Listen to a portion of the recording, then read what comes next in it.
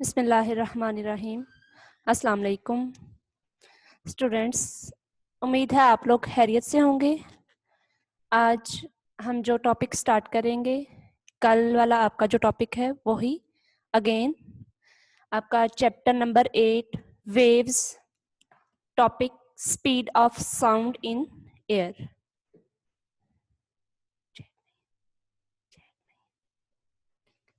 Okay जी, हम जहाँ तक कर चुके थे आपको माइनर फिर दोबारा बता रही हूँ, कॉन्सेंट्रेट कीजिएगा। साउंड वेव्स अगर हम पढ़ रहे हैं, हमारा जो बेसिक टॉपिक है speed of sound in air, इसमें दो चीजें इन्वॉल्व हैं। हमने फाइंड तो स्पीड फाइंड करनी है जी, किस कौन कौन से फैक्टर्स इंक्लूड हैं, साउंड एंड एयर। अगर हम साउंड की नोटेशन मीन्स के साउंड यूज कर रहे हैं, ये आप वर्ड जो साउंड वेव्स हैं उनके बारे में भी बताना है कि कौन सी वेव्स हैं ये। सबसे पहले हम बताएंगे कि साउंड वेव्स और लॉन्गिट्यूडनल वेव्स। फिर बताना जरूरी है कि साउंड जो स्पीड ऑफ साउंड है डिपेंड किन किन फैक्टर्स पे कर रही है। दो फैक्टर्स कल बताए थे। First one compressibility of medium, कि आप जो चीज यूज कर रहे हैं उसको आप इधर कंप्रेस कर सकते हैं या नहीं कर सकते। हम यहाँ यूज कर रहे हैं एयर। हमें रिक्वायर्ड है speed of sound in air, तो हम एयर को कंप्रेस कर सकते हैं या नहीं कर सकते, ये इस चीज पे डिपेंड कर रही है। उसकी स्पीड जितना कंप्रेस कर सकेंगे उस पे डिपेंड करेगी। दूसरा इनर्शिया और डेंसिटी ऑफ मीडियम, कि जितनी डेंसिटी होगी उस पे डिपेंड करेगी आपकी स्पीड ऑफ साउंड। ये दो फैक्टर्स थे जिन पे वो डिपेंड कर रही है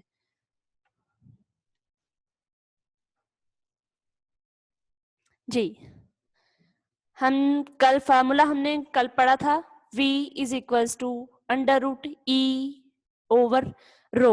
E is denoted as modulus of elasticity और कंप्रेसिबिलिटी, जिसे आप कहते हैं ना, मैंने अभी आपको बताया कि आपकी स्पीड ऑफ साउंड डिपेंड कर रही है कंप्रेसिबिलिटी ऑफ मीडियम, कि आप उस मीडियम को कितना कंप्रेस कर सकते हैं। वो जो कंप्रेसिबिलिटी है उसी को कहते हैं भाई आपका modulus of elasticity. Modulus of elasticity जो बेसिकली है वो होता है आपके पास stress over strain. Stress means pressure, आप जितना प्रेशर किसी भी बॉडी पे एक्सर्ट करेंगे उतना ही उसमें चेंज आएगा। वो जो उनकी रेशियो है stress over strain, that is called modulus of elasticity. आप किसी चीज पे प्रेशर एक्सर्ट कर रहे हैं, आप क्या कर रहे हैं, उस पे स्ट्रेस अप्लाई कर रहे हैं, तो स्ट्रेस अप्लाई करने से उसकी शेप चेंज होगी, उनकी रेशियो को आप मॉडुलस ऑफ इलास्टिसिटी कहेंगे। डेंसिटी आपको पता है हर मीडियम के लिए डिफरेंट होती है। हम यहाँ यूज कर रहे हैं एयर, तो आपकी जो डेंसिटी ऑफ एयर है that is equal to 1.29 kilogram पर मीटर क्यूब। हाँ जी, next speed of sound in solid as compare to gases. ये कल भी आपको बताया गया था, अगेन बता रही हूँ कि जो सॉलिड में स्पीड ऑफ साउंड है वो ग्रेटर है। क्यों? आपके ये जो पार्टिकल्स हैं इनकी कंपोजिशन इस तरीके से हुई होती है सॉलिड्स की, इसमें सारे के सारे मॉलिक्यूल्स आपके क्लोजली पैक्ड होते हैं, मींस एक दूसरे के साथ बिल्कुल जुड़े हुए होते हैं। आप किसी एक को डिस्टर्ब करेंगे, वो अपनी डिस्टर्बेंस नेक्स्ट को फॉरवर्ड करेगा, इसी तरह आपकी वो डिस्टर्बेंस थ्रू आउट उस सॉलिड में डिस्ट्रीब्यूट हो जाएगी। इस वजह से आपको वो जो साउंड है क्विकली सुनाई देती है। जैसे ही आप सॉलिड को हिट करते हैं आपको एट द स्पॉट वो आवाज सुनाई देती है जी। ये जो रीजन मैंने अभी आपको बताई कि वो उसमें क्यों ज्यादा है स्पीड ऑफ साउंड सॉलिड में जी।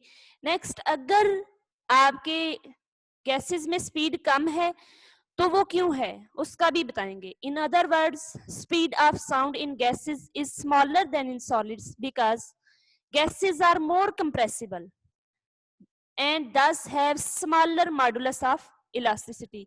इनकी modulus of elasticity कम है। आप फॉर्मूला में देखिएगा ये V is equals to E over rho। अगर modulus of elasticity कम है डायरेक्टली स्पीड भी कम होगी। हाँ जी, हम आगे चलेंगे भाई। ये Newton's formula for speed of sound, ये साइंटिस्ट हैं, इन्होंने theoretically speed of sound in air find out की है, वैल्यू फाउंड उन्होंने की है फाइंड। हाँ जी, थ्योरेटिकली इन्होंने की थी, जो एक्सपेरिमेंटली है वो मैं आपको वैल्यू बता देती हूँ। जो एक्सपेरिमेंट के थ्रू स्पीड ऑफ साउंड है एयर में, उसकी वैल्यू है 332 मीटर पर सेकेंड। न्यूटन्स ने कुछ एजम्पशन की, उसके थ्रू ये रिजल्ट लेके आया, मींस इसने स्पीड ऑफ साउंड की वैल्यू फाइंड आउट की। क्या एजम्पशन इसने लगाई भाई, हम वो बताएंगे जी। इसने कहा अगर ई मॉडुलस ऑफ इलास्टिसिटी आप यूज कर रहे हैं, रो किसी मीडियम की डेंसिटी है, तो स्पीड ऑफ साउंड के लिए आप जो फॉर्मूला यूज करेंगे वो ये होगा, v is equal to under root E over rho जी।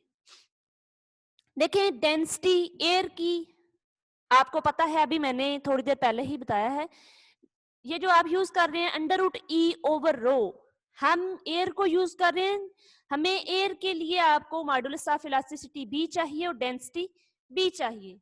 जो डेंसिटी है वो तो आपको पता है भी कितनी है, 1.29 किलोग्राम पर metre cube, but for the value of modulus of elasticity Newton ने ये पूरे का पूरा प्रोसेस किया था। हाँ जी, बताने लगे बेटे जी, स्क्रीन शो नहीं हो रही। न्यूटन ने ज्यूम किया था कि आपने मॉडुलस ऑफ इलास्टिसिटी एयर के लिए फाइंड आउट अगर करनी है, तो अगर आप कंप्रेस कर रहे हैं एयर को, तो उसके टेम्परेचर में कोई डिफरेंस नहीं आएगा। हाँ जी, assumption न्यूटन की क्या थी कि अगर आप एयर को कंप्रेस कर रहे हैं, ड्यूरिंग कंप्रेशन उसका टेम्परेचर सेम रहेगा, कांस्टेंट रहेगा जी। यहां तक बताइएगा, मुझे क्लियर है आपको?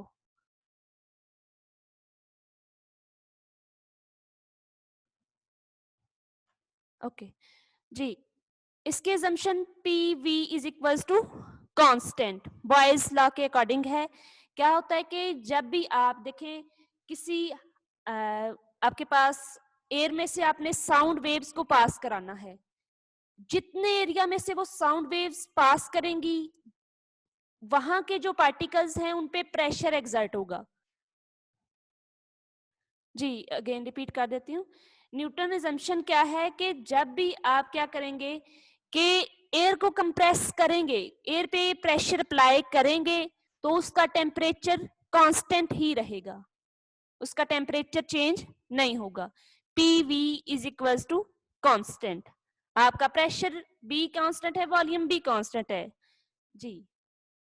लेकिन वो थी इनिशियल कंडीशन। ये देखें, आपने जब प्रेशर और वॉल्यूम के प्रोडक्ट को कांस्टेंट रखा, ये हमारी इनिशियल कंडीशन है। लेकिन जब आप प्रेशर अप्लाई करेंगे, when the pressure increases from P to P plus delta P, आप क्या करेंगे, आप प्रेशर अप्लाई करेंगे, वो प्रेशर इंक्रीज कितना हुआ, P प्लस डेल्टा P। अगर प्रेशर इंक्रीज होगा, वॉल्यूम डिक्रीज होगा। वॉल्यूम कितना डिक्रीज होगा, then volume decreases from V minus delta V। हमारे पास इनिशियल स्टेट थी PV is equal to constant, final क्या होगी आपकी, ये देखिएगा, अकॉर्डिंग टू बॉयज लॉ आप क्या करते हैं, initial condition is equal to final condition होती है। हमारे पास इनिशियल कंडीशन थी PV, फाइनल कंडीशन में अब आपने जितना प्रेशर इंक्रीज किया है, P plus delta P into जितना वॉल्यूम डिक्रीज हुआ है, V माइनस डेल्टा V। आपके पास से अकॉर्डिंग टू बॉयज लॉ के नीचे जो लाइन आपको नजर आ रही है, मैथमेटिकल प्रेजेंटेशन नजर आ रही है क्लास, ये initial condition is equal to final है। इनिशियल वो जब आपने ये देखिए PV is equal to constant, PV ये फर्स्ट थी, आपने जब इंक्रीज किया है प्रेशर को, वॉल्यूम डिक्रीज हुआ है, वो क्या है, फाइनल कंडीशन है, is equal to P plus delta P into V minus delta V। हाँ जी, बताइएगा, यहां तक आपको क्लियर है?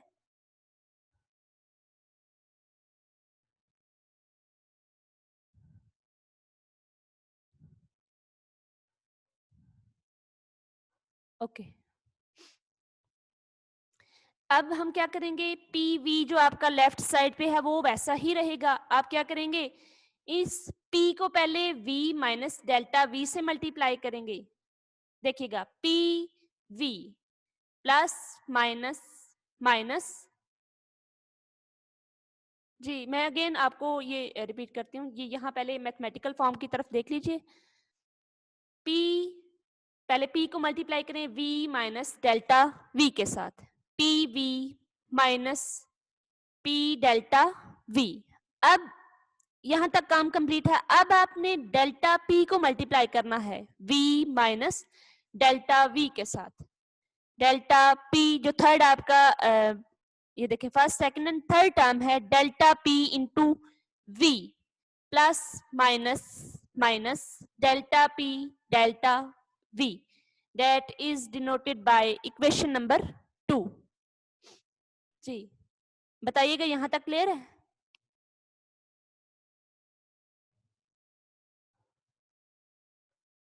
ओके नेक्स्ट आपको बताते चलें कि ये जो डेल्टा पी और डेल्टा वी है ये स्मॉल चेंज को प्रेजेंट कर रहे होते हैं। आपने जब भी स्लाइड सा उसमें चेंज आपकी वैल्यू में आए उसको प्रेजेंट करने के लिए आप डेल्टा यूज करते हैं।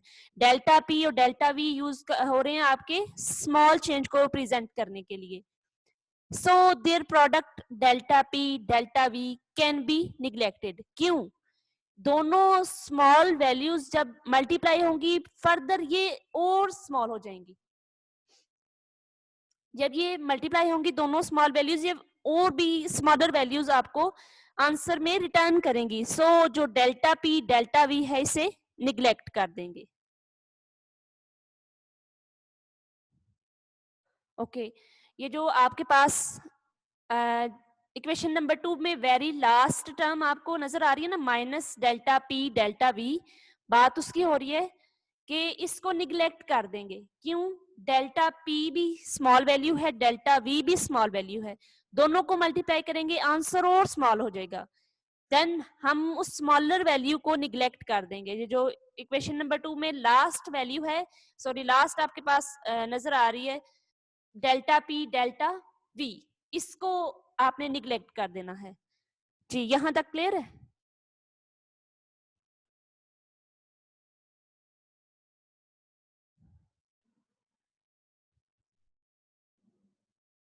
ठीक है नेक्स्ट हेंस इक्वेशन 2 बिकम्स, देखें उसमें से ये लास्ट टर्म आपकी निग्लेक्ट हो गई, उसमें से ये खत्म हो गई, 3 टर्म्स रह जाएंगी। P V is equals to P V minus P delta V plus delta P we.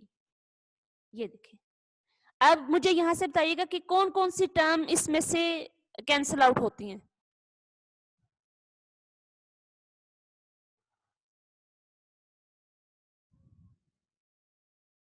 P V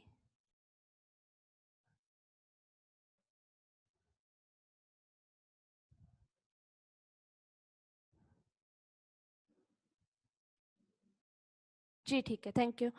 अच्छा कह रहे हैं भाई पी वी दोनों साइड से कैंसिल आउट हो जाएंगे। P V is equals to P V दोनों कैंसिल आउट हुए। आपके पास 0 इज इक्वल्स टू कौन कौन सी टर्म रह गई? अब 2 ही टर्म बाकी आपके पास बची हैं, minus P delta V plus we delta P.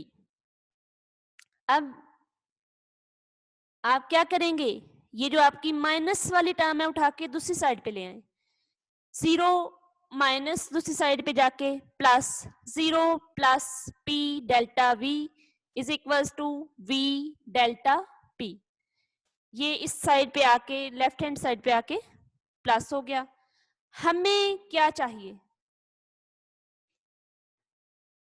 ये देखिए P इज इक्वल टू, हमें जो लेफ्ट हैंड साइड पे P है वो रिक्वायर्ड है। P अगर यहाँ रहे, डेल्टा V दूसरी साइड जो आपको राइट हैंड साइड नजर आ रही है उसके डिनोमिनेटर में चला जाएगा। P is equal to V delta P over delta V।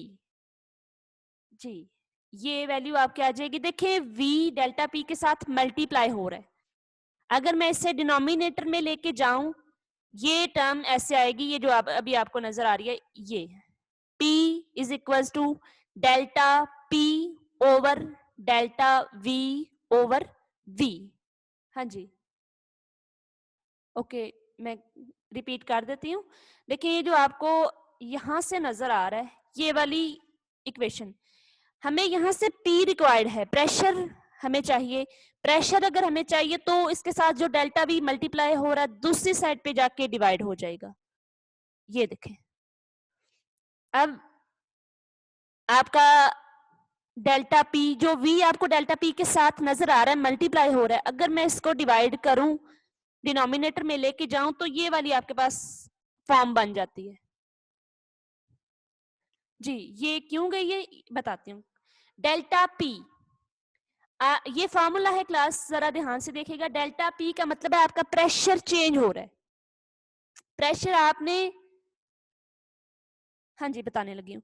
Delta P आपके पास क्या है, प्रेशर चेंज हो रहा है, मींस कि आप क्या कर रहे हैं, स्ट्रेस अप्लाई कर रहे हैं। प्रेशर क्या होता है, फोर्स पर यूनिट एरिया, यही फोर्स पर यूनिट एरिया आप यूज करते हैं स्ट्रेस के लिए।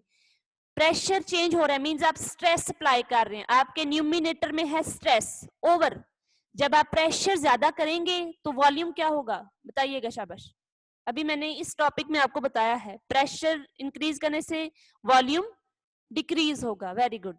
Delta V over V, change in volume, वो ज्यादा भी हो सकता है, कम भी हो सकता है, लेकिन यहाँ कम हो रहा है।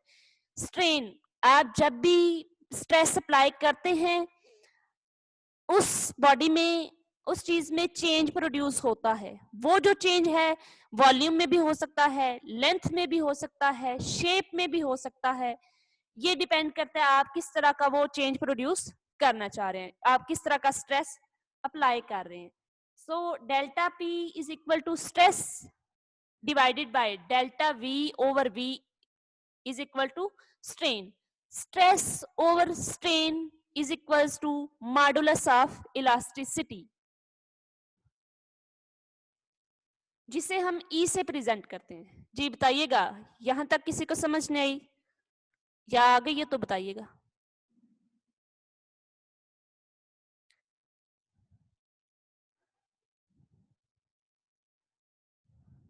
जी ठीक है,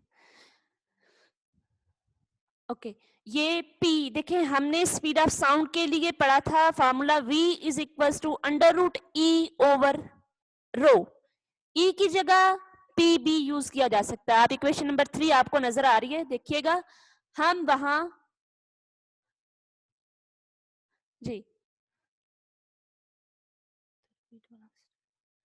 ये मॉडुलस ऑफ इलास्टिसिटी आ गया, आपकी इक्वेशन नंबर 3 बन जाएगी P is equal to E। ये जो आपको नजर आ रहा है ना formula, delta P over delta V over V, मैंने अभी बताया कि डेल्टा P आपके पास स्ट्रेस है, delta V over V is equal to strain है। Stress over strain is equal to आपके पास क्या आ गया है, modulus of elasticity P is equal to E। आपकी इक्वेशन नंबर 1 जो वेरी फर्स्ट आपने फार्मूला यूज किया था स्पीड ऑफ साउंड के लिए, V is equal to P over rho. अब एयर के लिए P की वैल्यू 1.01 मल्टीप्लाई 10 की पावर 5 न्यूटन पर मीटर स्क्वायर है, और डेंसिटी 1.29 किलोग्राम पर मीटर क्यूब है। जी VP के साथ रिप्लेस नहीं हुआ क्लास, EP के साथ रिप्लेस हुआ है। ये V नहीं P के साथ रिप्लेस हुआ, आपका PE के साथ रिप्लेस हुआ। आपके स्पीड ऑफ साउंड था V is equal to under root E over rho. E is equal to P है, हम E की जगह P भी यूज कर सकते हैं।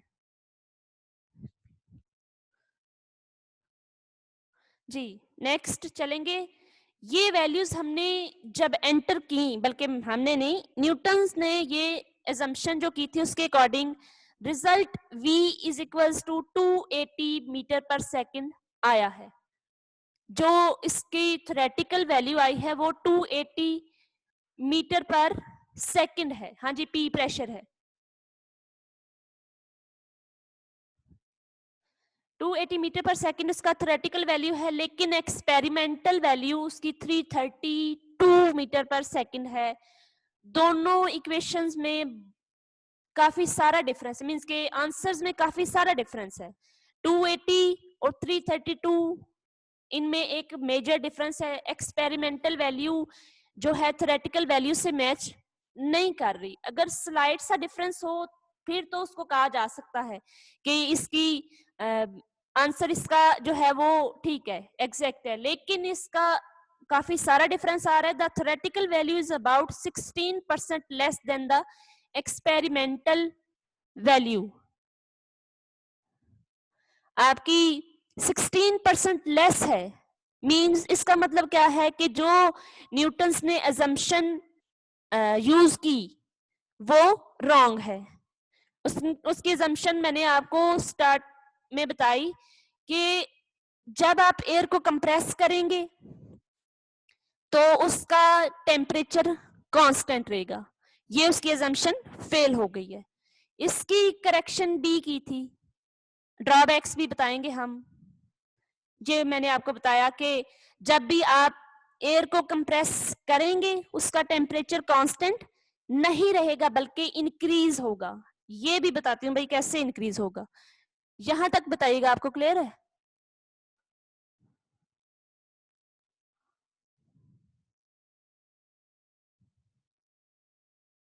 ओके जी, क्लास याद रखिएगा। आपने क्या करना है, जैसे ही साउंड वेव्स ने पास करना है एयर में से, जितने पोर्शन में से वो साउंड वेव साउंड एनर्जी है, जब वो एयर के पार्टिकल्स में से पास करेगी, जितने मॉलिक्यूल्स में से वो पास करेगी उनको एनर्जी प्रोवाइड होगी।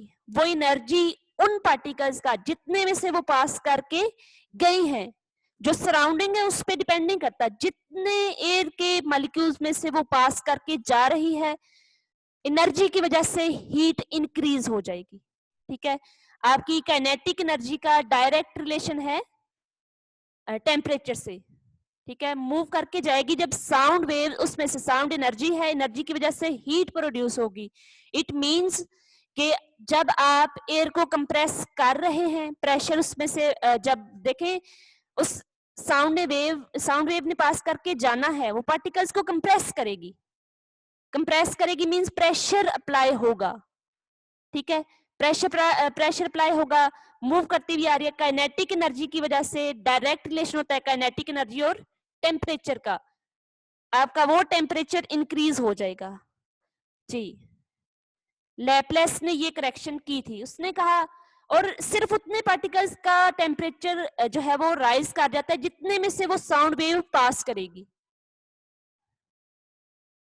सिर्फ उन्हीं पार्टिकल्स, सिर्फ उन्हीं मॉलिक्यूल्स का टेम्परेचर राइज होगा जितने में से वो पास करेंगी। बाकी जो आगे पीछे के होंगे उन पे डिपेंड नहीं करेगा, उनमें से उनकी हीट वो ही रहेगी जो पहले थी। ठीक है, Laplace assumed that compression and rarefaction in air takes place so rapidly that heat of compression does not able to transfer to neighboring cooler region।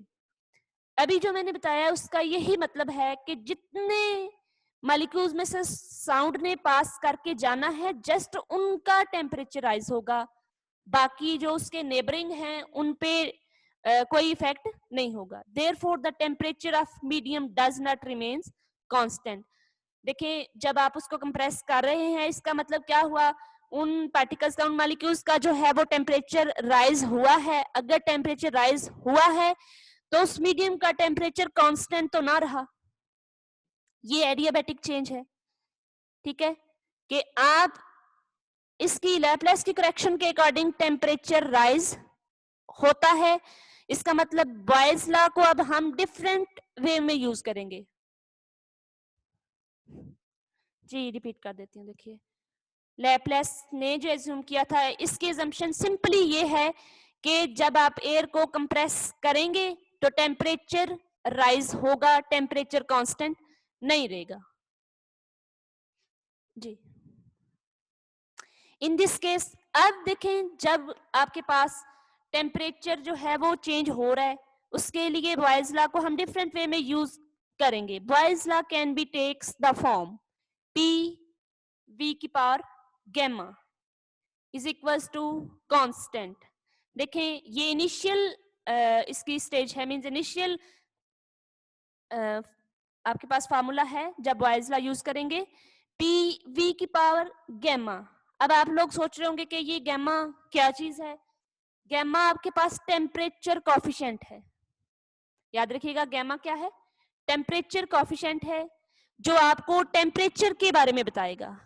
ये P V gamma is equals to constant, ये तब है जब आपने अभी pressure को increase नहीं किया, अभी आपने दोनों चीजों को कांस्टेंट रखा हुआ है। लेकिन थोड़ी देर बाद आप क्या करेंगे, प्रेशर इंक्रीज करेंगे, कितना, P प्लस डेल्टा P, और वॉल्यूम डिक्रीज होगा V minus delta V। Again हम कहेंगे initial condition is equals to final condition. Initial condition क्या थी, P V की power gamma is equal to final क्या थी, P plus delta P into V minus delta V। V की power gamma है तो हम V माइनस डेल्टा V की जो ब्रैकेट है उस पे गैमा यूज करेंगे। जी गैमा क्लास टेम्परेचर कॉफिशिएंट है। अब हमने कहा कि टेम्परेचर कांस्टेंट नहीं रहता, इसलिए हमने वहां टर्म यूज की है गैमा, वो टेम्परेचर कॉफिशिएंट है जो टेम्परेचर के बारे में बताएगा। जी गैमा क्या चीज है, gamma is equal to C P over C V. C P क्या है, ये है आपकी specific heat at constant pressure. Pressure के ऊपर गैमा नहीं है क्लास, आप क्या करेंगे कि वॉल्यूम पे गैमा इसलिए यूज कर रहे हैं, आपका वॉल्यूम डिक्रीज हो रहा है। टेम्परेचर कोफिशिएंट आपको जस्ट टेम्परेचर से कंसर्न है, ठीक है, प्रेशर पे हम वो नहीं अप्लाई करेंगे।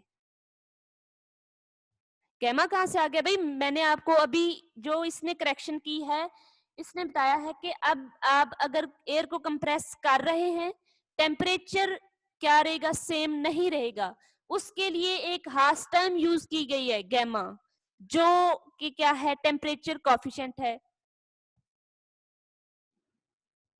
जी ठीक है, अब देखें गैमा क्या है, C P over C V. C P क्या है, आप केमिस्ट्री में पढ़ रहे हैं कि specific heat, Cp is equals to specific heat at constant pressure divided by specific heat at constant volume। जी specific heat at constant pressure का मतलब क्या है कि आपको अगर टेम्परेचर राइज करना है तो कितनी हीट रिक्वायर्ड होगी, आपने 1 केल्विन टेम्परेचर राइज करने के लिए आपको कितनी हीट रिक्वायर्ड होगी, ये है आपकी specific heat at constant pressure. आपने प्रेशर को कांस्टेंट ही रखना है। अगेन बता रही हूँ, Cp का मतलब है आपने उस चीज का टेम्परेचर इंक्रीज करना है, अगर 1 केल्विन, आपने प्रेशर को कांस्टेंट रखना है। 1 केल्विन टेम्परेचर राइज करने के लिए आपको जितनी हीट रिक्वायर्ड होगी वो है specific heat at constant pressure divided by Cv। बात वही है लेकिन आपने वॉल्यूम को कांस्टेंट रखना है। How much heat is required to raise the temperature equal to 1 kelvin. आपने 1 केल्विन टेम्परेचर राइज करने के लिए जितनी हीट आपको चाहिए वो है स्पेसिफिक हीट, अगर वॉल्यूम है तो कांस्टेंट रखना है वॉल्यूम को। जी नेक्स्ट चलेंगे, पी वी की power gamma is equals to P plus delta P.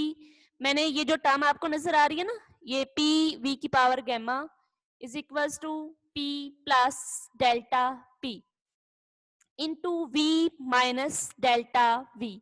मैंने इसमें से v माइनस डेल्टा v में से v को कॉमन लिया है। कॉमन लेने के लिए मस्ट है, जरूरी है कि आप उसको पावर के साथ बाहर लेके आएंगे। यहां देखें p v की पावर गैमा, जी आप कॉन्सेंट्रेट कीजिएगा, अगेन बताती हूँ, इस स्लाइड पे देखिएगा जहां आपको पी वी की पावर गैमा नजर आ रहा है इज इक्वल्स टू, हाँ जी ये एरो नजर आ रहा है आपको, पी वी की power gamma is equals to P plus delta P, इतना ये सेम रहेगा। जो आपको नजर आ रहा है v माइनस डेल्टा v की पावर गैमा, मैंने इसमें से v को कॉमन लेना है। v को अगर कॉमन लेना है जी, v को अगर मैंने कॉमन लेना है तो गैमा के साथ इसको लेके आऊंगी बाहर, पावर के साथ। हमने जो इनसाइड है वहां से v कॉमन लिया, v था यहाँ 1 रह गया, माइनस डेल्टा v, v अगर कॉमन लिया है आपने न्यूमिनेटर में तो यहाँ डिनोमिनेटर में b आएगा v, फिर होल की पावर गैमा। जी यहाँ तक बताइएगा, क्लियर है?